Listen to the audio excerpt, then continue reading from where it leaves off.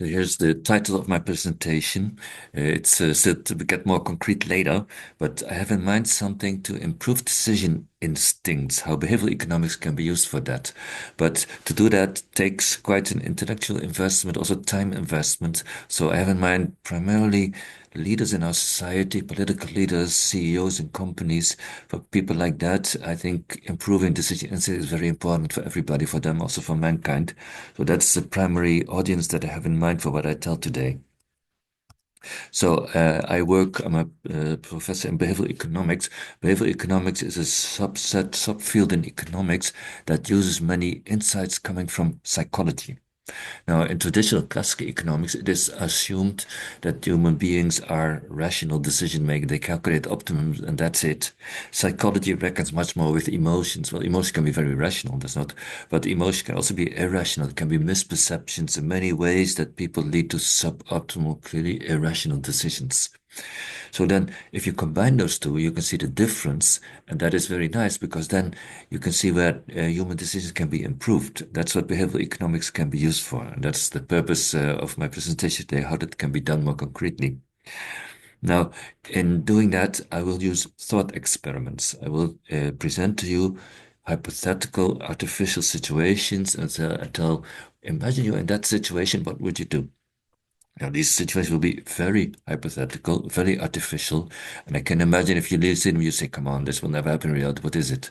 But I'd ask you, just go along with me, do it, because I use those very artificial situations because they are simple. They make some things very clear.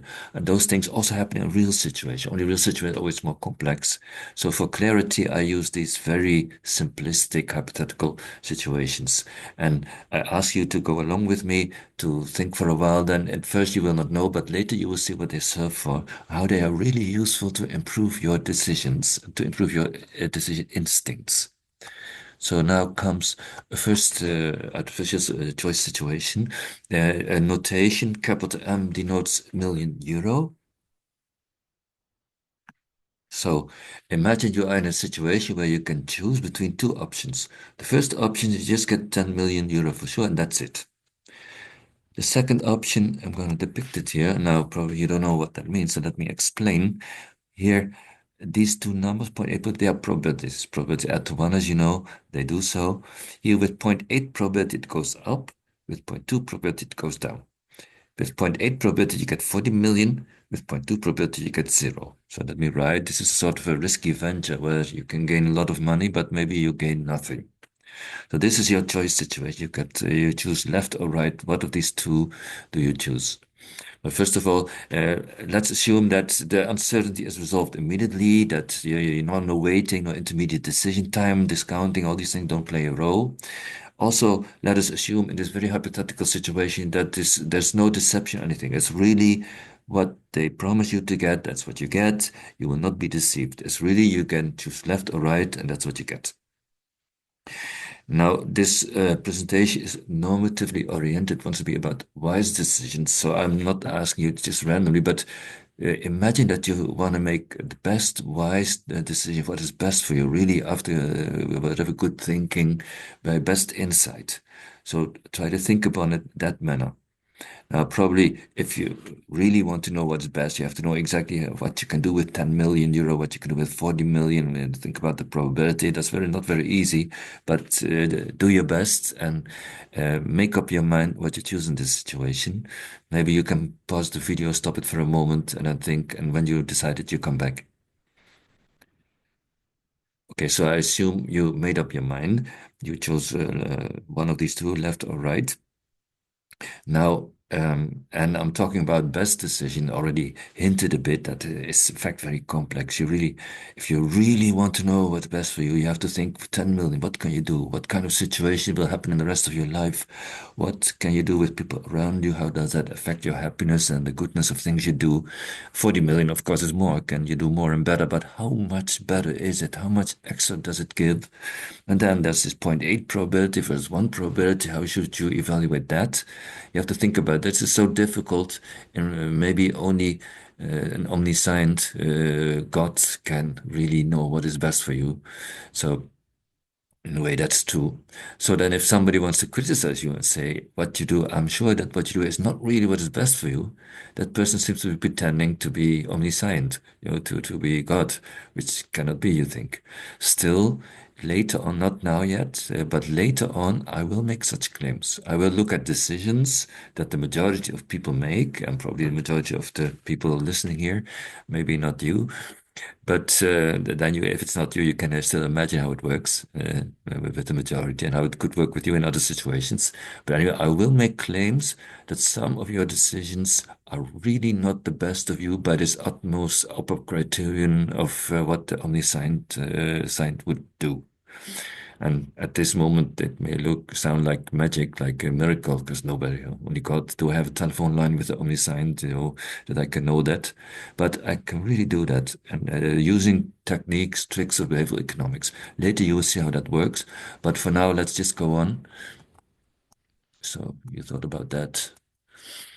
Now, I repeat here the choice situation that I presented to you a moment ago.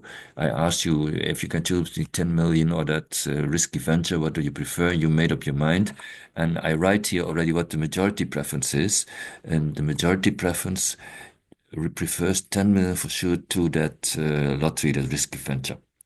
And I read this symbol means you prefer. It's the curved greater than, so you think it's better.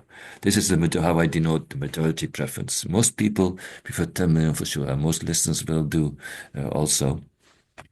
And of course, what is really best for you is very context dependent. It depends on maybe what happened to you yesterday, how you feel, and your family, everything. But we imagine that for your situation where it is now, that this you chose the best decision. And of course, the best decision is very context dependent. It should be. We're fully reckoning with that. Context dependent doesn't deny anything that I say today. We're fully reckoning with it. Now I continue. I present to you a second choice situation again. And again, you don't know yet what it's for. Please just follow me and try to think. I say now, a moment ago, I said you were in that. Imagine you were in that. Now imagine that this is really not your situation. You're in a different situation. You're in a situation where, but again, you have to choose between two things. But now the two things that you choose between are these two things that I depict here. Here you see, probably you've seen how to say, probably you can guess what this means. That means with 25%, one quarter probability, you get 10 million, and otherwise, points, they add to one, with a 75% probability, 0.75, you get three quarter, you get zero. The other option is with a smaller probability, only 0.2, you get a bigger amount, 40 million, and 1.8, nothing. So now you ask you to choose between these two, make up your mind what you prefer. You can pause the video for a moment, make up your mind, and then come back.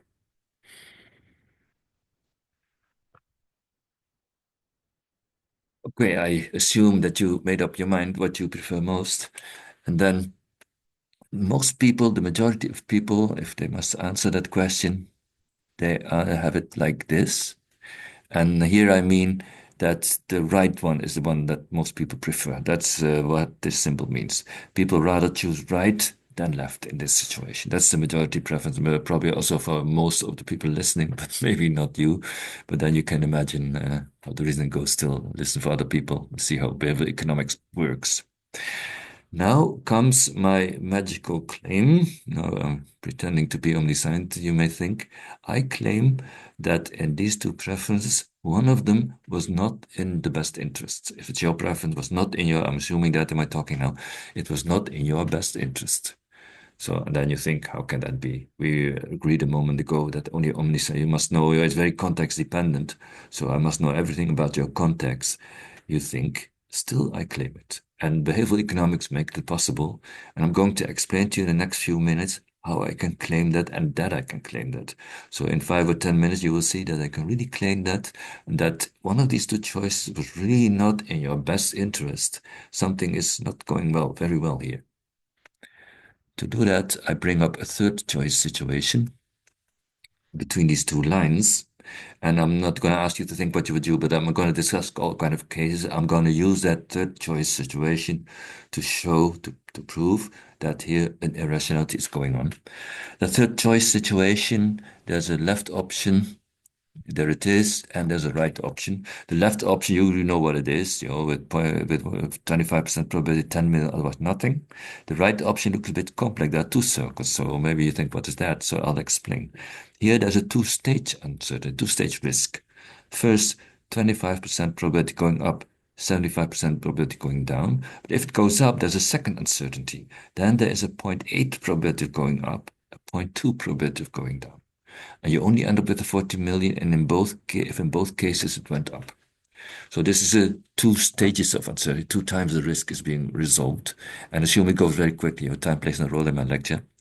Now, question is, in this right situation, what is the probability in total that you end up with this nice 40 million? How does that work? And maybe you remember from probability theory from high school or whatever. Then you have to multiply probabilities.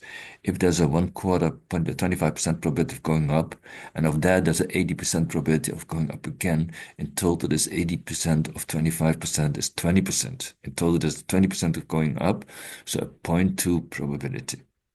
And indeed, if 25% of the cases it goes up here, and of those 25%, 80% goes up, that's 25%, 80% of 25% is 20%. So indeed, the probability is 0.2. So maybe those of you who remember probability calculus, maybe they can follow. Maybe some of you find it a bit difficult to follow, but in that case, you could just take my word for it. Really, here you have a 0.2 probability of getting 40 million, and then the rest 0.8 probability of getting nothing. That's what's happening here. Now I'm gonna imagine, I will not ask you, I'll just look at all kind of cases. Imagine that if you must answer, if that the preference were be like this, that you prefer left to right.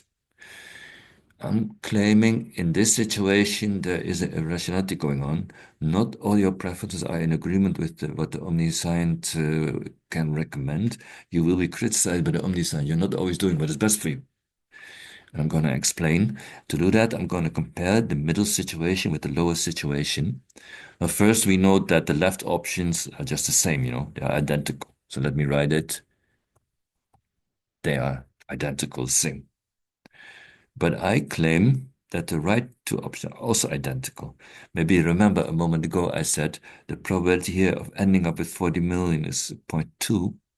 Here it is also 0.2. In both situations, it's 0.2 probability of getting 40 million, 0.8 probability of getting nothing. Whether the uncertainty is resolved in one blow or if you have two blows that go quickly, time plays no role in my lecture, that doesn't matter. It's the same probability, same outcome. They are identical. So I say those two are also identical. That means the middle situation and the lower situation are in fact identical. You're twice choosing between the same objects. So what if an omniscientist can see that one thing is best for you in one situation, then it must be the same in the other situation. I said many times, what is best is very context dependent. So whether left or right is better for you is context dependent, but it's not, it should be the same in both, no matter what the context is.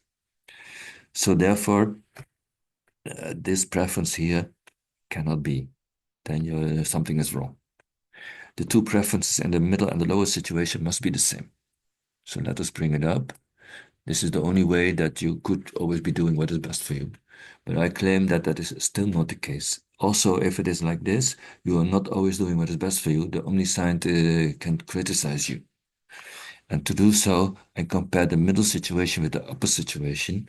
And this reason will be a bit more subtle, more involved, debatable, maybe, than what I reasoned so far. But I'll tell you what the reasoning is.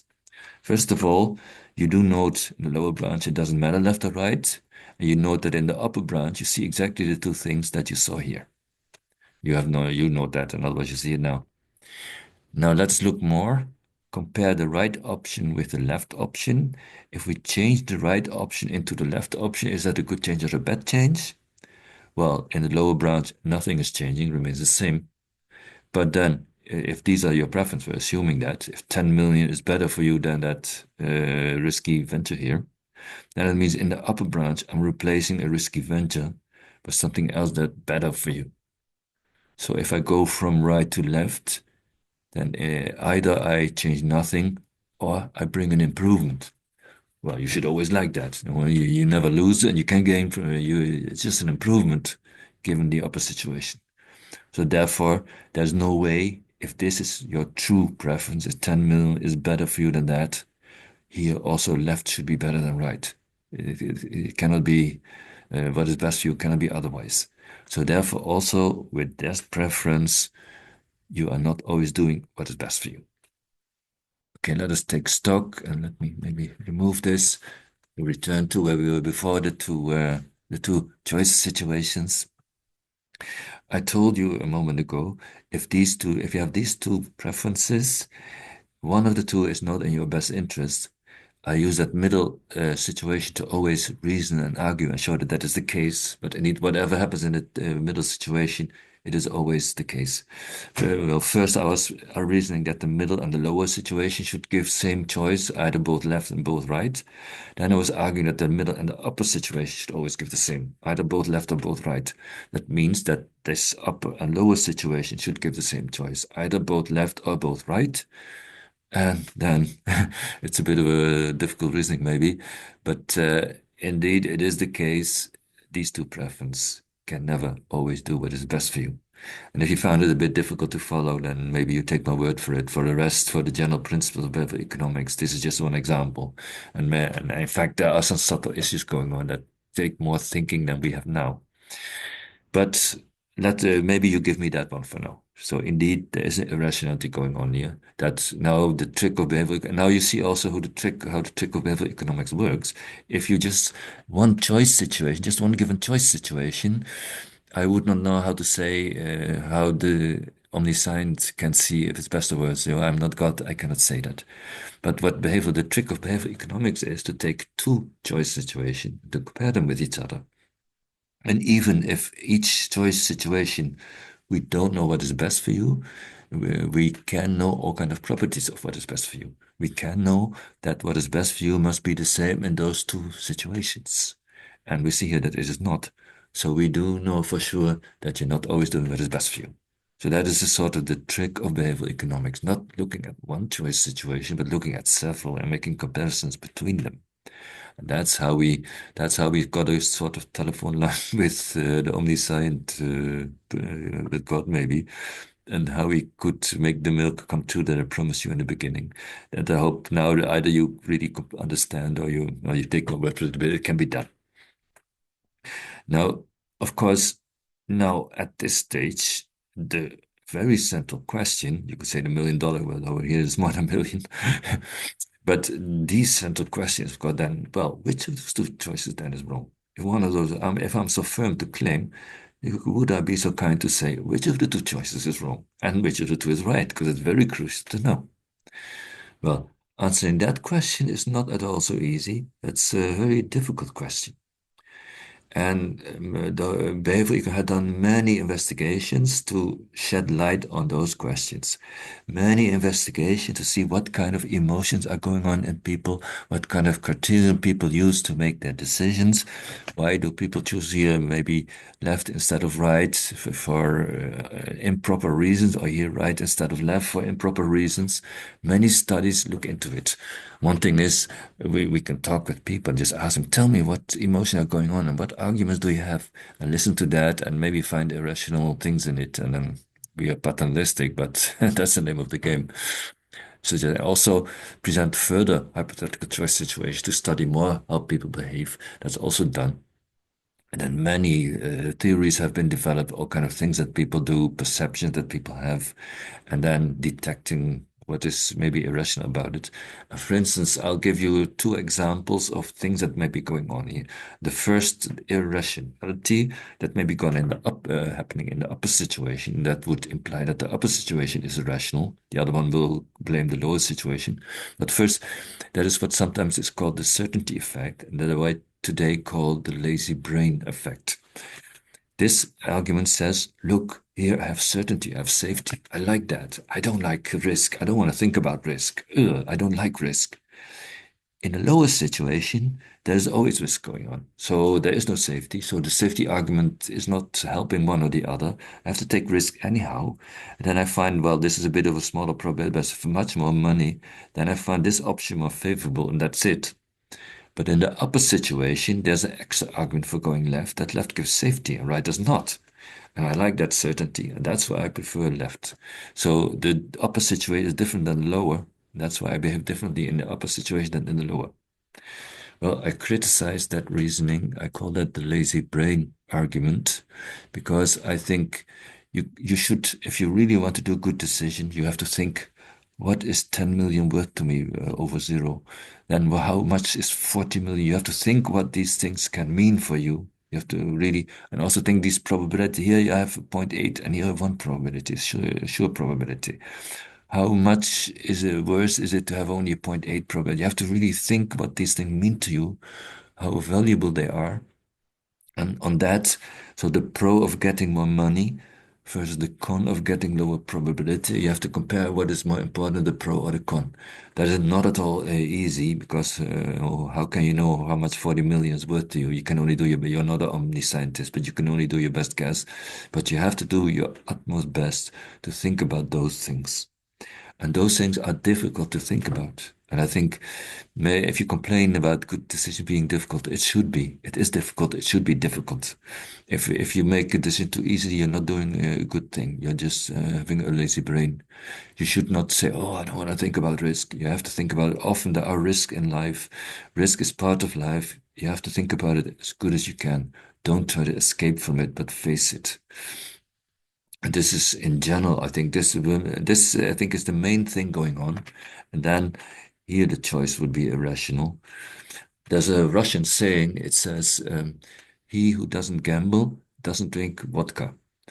So that's the idea. If you are afraid, you don't, sometimes life gives you good chances, but you should take those chances and be willing to also lose if it doesn't work out well. If you're too afraid to sometimes lose, you miss too many good chances, and over a lifetime, you're worse off. I think in general, people are too afraid of risk. People should be more open to risk and more face them and think about them. And then lives get better, especially if the important people in our society, like the people who have to decide on the Dutch pension. In Holland, we have, I'm from Holland, we have much pension money, big pension funds. These investments, they are invested with too much fear for a risk, I think, at the moment. So there are very big stakes. If mankind can better be less afraid of risk, it will be a big improvement. So that is one thing going on here. Another thing going on, there are many, or there could be many irrationalities going on.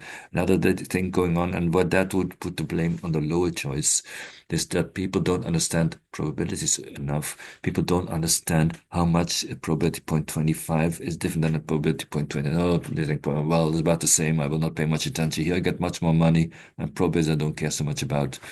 They don't understand sufficiently how different probabilities are. There are many very detailed psychological and behavioral economic studies into how people perceive probability. We know a lot about it.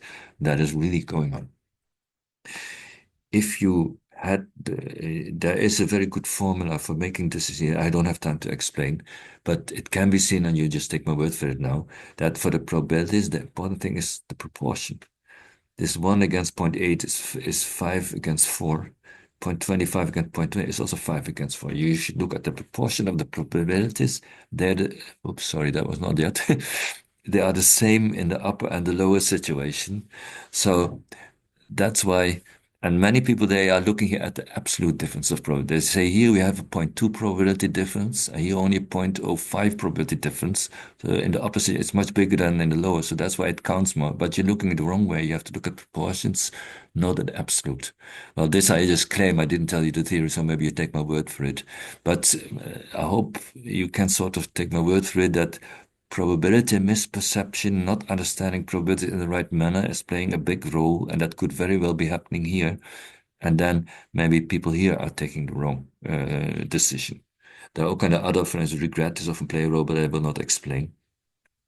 But now you have seen the general working of behavioral economics, and although the reasoning here was maybe a little bit subtle, and actually there are some deep things going on that takes more than one night sleeping over before one can really understand. But in general, the general technique of behavioral economics, I hope that you can see that. We present several choice situations to people. Then we can detect irrationalities of this kind, but also of other kinds, because all kind of properties of optimal choice are clear and they can be violated. Then that way we can detect all kind of psychological things going on, instincts that are not working optimal, like, such as the lazy brain instinct is going on in many people. Many things are lost and are suboptimal because of that. We can investigate all these things and bring improvement to mankind. And I think improve the general instincts of human decision makers, and especially for important people in our society. This is very worthwhile for mankind if it happens. This can, for instance, happen in individual sessions where a behavioral economist and some decision maker come together. The behavioral economist presents all these things, reveals the instincts of the decision maker, and suggests improvements. And one thing I will surely suggest today is that people be less afraid of risk than they are so far. So that's well, with that, I come to conclude. So I hope you see it. It takes a bit of an intellectual investment and time investment to digest all these improvements. And also, we are quite paternalistic. We say, "Oh, you're choosing that. That's not Russia. But you do this and that. You do wrong." So if you don't like to hear such things, then maybe such sessions are not good for you. But if you're open to it, I think it can improve much. And that is then the final conclusion that behavioral economics can really help human beings, especially the important decision makers in our society, to make the good decisions. So with that, Tweety and I say goodbye to everybody.